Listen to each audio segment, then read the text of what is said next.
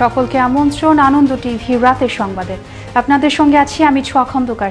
দুর্দান্ত, দুর্বার, অসাধারণ, তুখর এবং অভূতপূর্ব অবিস্মরণীয় সিরিজ জয়ের পর শেষ ম্যাচে এসেও বাঘের গর্জন শোনা গেল সুদূর অস্ট্রেলিয়া মহাদেশ থেকেও। লক্ষ্য ছিল মাত্র 123 রান। সে রান তাড়া করতে গিয়ে 62 রানেই all out team Australia. Bangladesh জিতলেও এত অল্প রানে হারলে অজিদের মতো দল 62 রানে গুটিয়ে যাবে তা কি স্বপ্নেও ভেবেছিল কেউ? কিন্তু আজকের ম্যাচে সাইফুদ্দিনের অন্তর্ভুক্তিতে যেন এই সিরিজের প্রকৃত বোলিং শক্তির বাংলাদেশকেই দেখল ক্রিকেট বিশ্ব।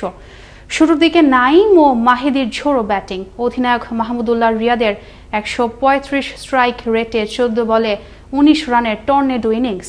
সব মিলিয়ে দলীয় পারফরম্যান্সে নির্ধারিত 20 ওভার শেষে স্কোর বোর্ডে জমা হয় 122 রান। জবাবে ব্যাট করতে নেমে নাসুম আহমেদের টানা থাবার মুখে পড়ে ক্রিকেট অস্ট্রেলিয়া। এরপর সাকিব ও মাহমুদুল্লাহর আঘাত। পরের গল্পটা শুধুই সাইফুদ্দিনের। তবে 3.4 ওভার বল ঘুরিয়ে 4 উইকেট লাভ করে ম্যাচ সেরা হন সাকিব আল হাসান। অস্ট্রেলিয়ার ম্যাকডারমট ও অধিনায়ক ম্যাথু ওয়ার্ডে ছাড়া বাকি 9 ব্যাটসম্যানের কেউই দেখা পায়নি 2 অঙ্কের রান। এমন জয়ে ক্রিকেট দলকে অভিনন্দন জানিয়েছেন রাষ্ট্রপতি ও প্রধানমন্ত্রী শেখ হাসিনা। এমন দাপুটে জয় আসছে টি-20 বিশ্বকাপের অন্য দলগুলোকে কঠিন বার্তাই দিল টিম বাংলাদেশ। গেল 24 ঘন্টায় দেশে করোনায় মৃত্যু হলো 245 জনের। এ নিয়ে মৃতের সংখ্যা বেড়ে দাঁড়ালো 22,897 জনে।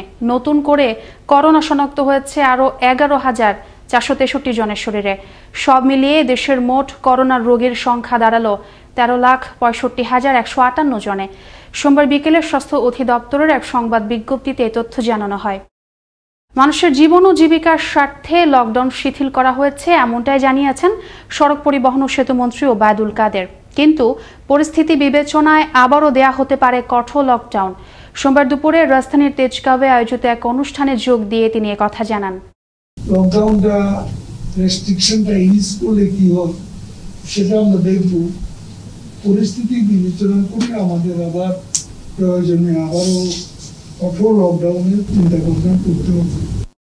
এদিকে করোনা ভাইরাসের সংক্রমণ রোধে লাগাতার বিধিনিষেধ দিয়ে রাখা সমাধান নয় বলে জানিয়েছেন তথ্য ও সম্প্রচার মন্ত্রী ডক্টর হাসান মাহমুদ।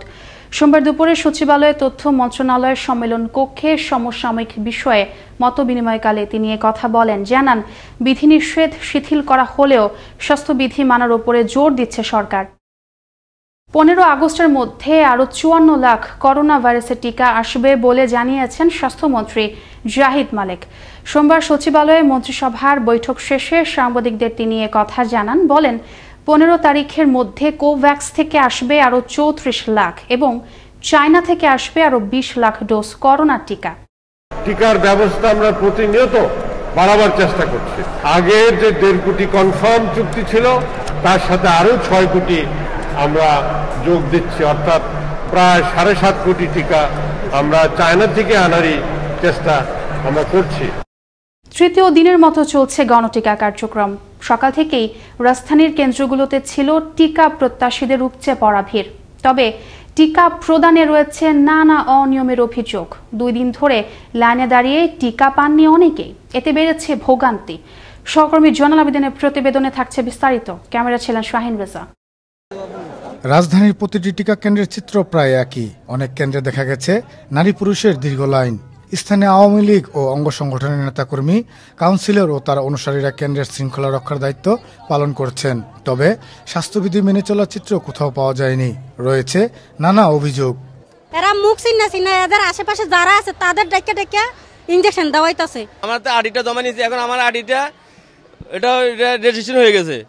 এখন আসিয়ে বলছে, এরা বলতে এখানে ভোটার তারা এটা দিতে পারবে, আগে বলে নাই। টিকা গ্রহীতারা জানান, এলাকায় বসবাস করার পরও অন্য এলাকার ভোটার হওয়ায় টিকা দেয়া হচ্ছে না।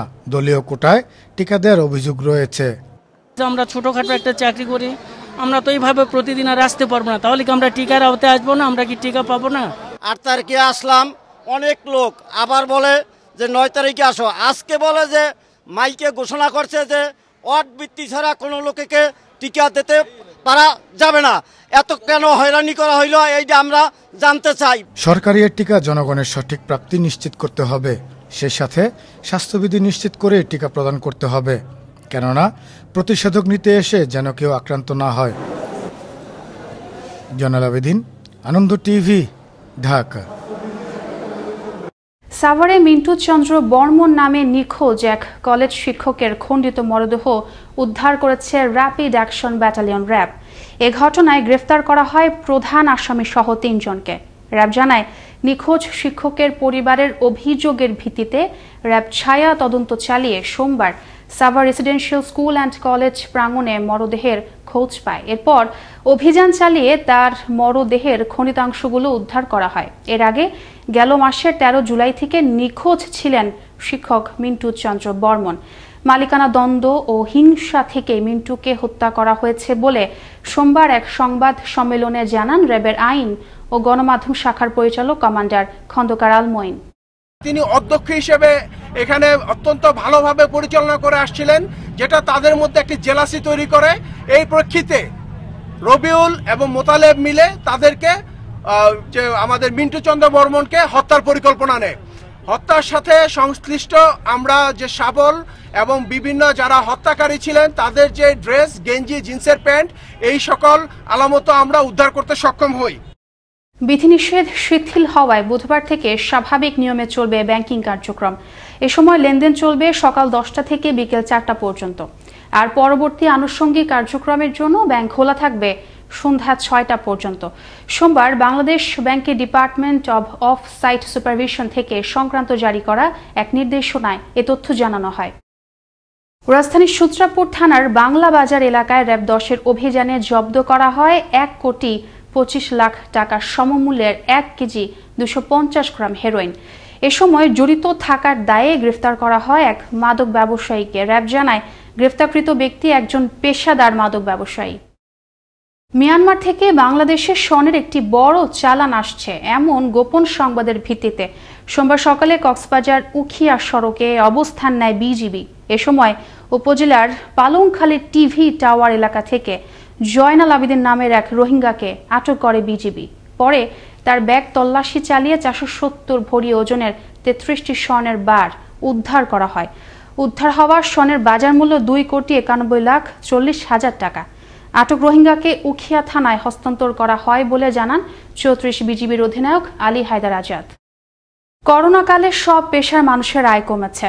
অনেকেরই চাকরি না থাকায় আয়ের পথ একেবারেই বন্ধ। এমন পরিস্থিতিতেও সব ধরনের নিত্যপণ্যের দাম বৃদ্ধি অব্যাহত রয়েছে। চাল থেকে শুরু করে ডাল, এমনকি ভোজ্য তেল বাড়তি দামে বিক্রি হচ্ছে। সবজি, আটা, ময়দা, পেঁয়াজ, আদা, রসুনের দাম এখনো আসেনি ক্রয় ক্ষমতার মধ্যে। সোমবার সকালে বগুড়ার সোনাতলার নয়াপাড়া এলাকায় অভিযান চালিয়ে নকল ব্যান্ডরোল বিড়ির 2 ব্যবসায়ীকে আটক করে র্যাব। এ সময় তাদের কাছ থেকে উদ্ধার করা হয় 12,300 প্যাকেট সিগারেট, 7,200 প্যাকেট বিড়ি। জব্দ করা হয় একটি কাভার্ড ভ্যান। আটককৃতদের বিরুদ্ধে আইনানুগ ব্যবস্থা গ্রহণের জন্য সোনাতলা থানায় সোপর্দ করা হয় বলে জানায় র্যাব 12। কক্সবাজারের টেকনাফের গভীর সমুদ্রে 25টি নৌকা এবং 50 জন জেলেকে আটকে রেখে পরিবারের কাছে মুক্তিপণ দাবি করেন জলদস্যুরা। এমন অভিযোগের ভিত্তিতে গেল রাতে জেলার মহেশখালীর সোনাদিয়া প্যারাবন এলাকায় অভিযান চালিয়ে 2 জলদস্যুকে আটক করে র্যাব। এ সময় তাদের কাছ থেকে উদ্ধার করা হয় 3টি দেশীয় অস্ত্র ও 5 রাউন্ড গুলি। সোমবার দুপুরে তথ্য নিশ্চিত করেন র্যাব 15-এর সিনিয়র সহকারী পুলিশ সুপার আব্দুল্লাহ মোহাম্মদ শেখ সাদি। সোমবার দুপুরে পটুয়াখালীর কুয়াকাটার সৈকতে আবারও ভেসে আসে মৃত 2টি ডলফিন। 7 ফুট দৈর্ঘ্যের ডলফিন 2টি হামব্যাক এবং বটলনোজ প্রজাতির। জেলেদের জালে অথবা বয়সের কারণে ডলফিনগুলোর মৃত্যু হতে পারে বলে জানান কলাপাড়া উপজেলা মৎস্য কর্মকর্তা অপু সাহা। এর আগেও মৃত ডলফিন ও তিমি ভেসে আসে কুয়াকাটার সৈকতে।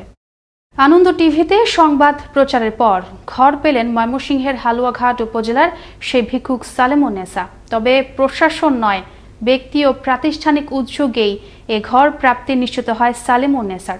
ময়মনসিংহ থেকে সহকর্মী ওমর ফারুক সুমনের প্রতিবেদনে সালেমুন্নেসার গল্প জানাচ্ছেন ফয়সাল মাহমুদ। ময়লা আবর্জনা আর ভাঙ্গা কুড়ে ঘরে বাস করতেন ৭৭ বছর বয়সী ভিক্ষুক সালেমুন্নেসা। অন্ধকার ঘরে গত ৪৬ বছর ধরে জ্বলেনি কখনো প্রদীপের আলো। নিজের কোনো জায়গা জমি না থাকায় ভিক্ষার টাকায় একটা কুড়ে ঘর তুলে সেখানেই থাকতেন এই নারী। সাপ আর ইঁদুর ছাড়া আর কোনো সঙ্গী ছিল না ভিক্ষুক সালেমনের অন্ধকার ঘরে। গেল বছরের জুন মাসে করোনা নিয়ে যখন সারা দেশের মানুষ শঙ্কিত, এমন একটি সময় খাদ্যের সন্ধানে ঘণ্টাখানেক বৃষ্টিতে ভিজে কাদা মাটিতে জড়সড় হয়ে ভিক্ষা করছিলেন সালেমন। এমন একটি ছবি সামাজিক যোগাযোগ মাধ্যমে পোস্ট দিলে মুহূর্তেই তা ভাইরাল হয়ে যায়। পরে উপজেলা প্রশাসনের পক্ষ থেকে ঘরসহ পুনর্বাসনের প্রতিশ্রুতি দেওয়া হলেও মেলেনি সে সুফল।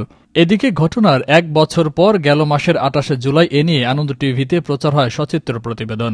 সেই প্রতিবেদন নজরে এলে ভিক্ষুক সালেমুন্নেছাকে ঘরসহ পুনর্বাসন করে ওমর ফাউন্ডেশন নামের একটি সংস্থা।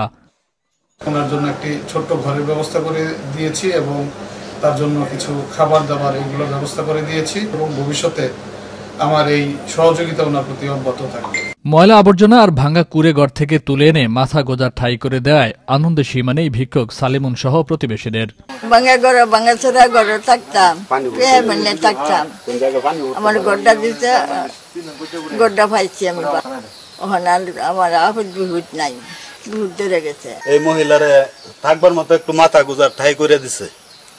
এটা করে দেওয়াতে আমরা এলাকাবাসী ওনার প্রতি কৃতজ্ঞ এবং আমরা সকলে খুশি। মানবতার জয় হোক, বৃদ্ধি পাক আত্মমানবতার সেবা, প্রতিটি অসহায় মানুষের জীবনে ফুটুক আনন্দের হাসি, এমনটাই চাওয়া সচেতন মহলের।